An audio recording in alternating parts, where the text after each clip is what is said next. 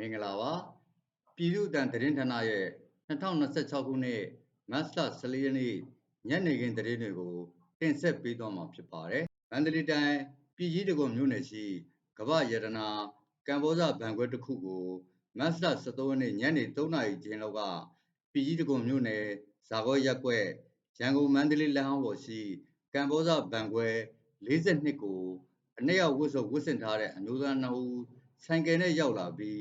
ဓမြတိုက်သွားတာကြောင့်ငွေသားကျပ်သိန်း2300ကျော်ပါသွားတယ်လို့သိရပါတယ်။အဲ့ဒီအမျိုးသား2ယောက်ဟာ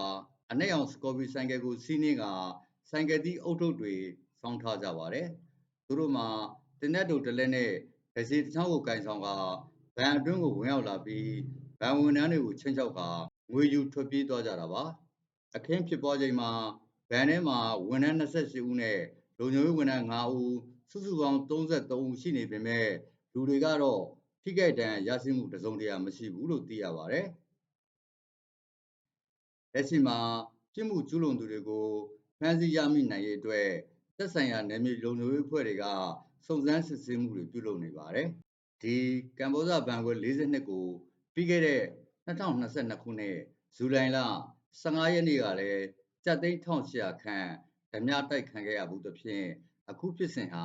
ဒုတိယအကြိမ်မြောက်ဓမြတိုက်ခံရတာလည်းဖြစ်ပါတယ်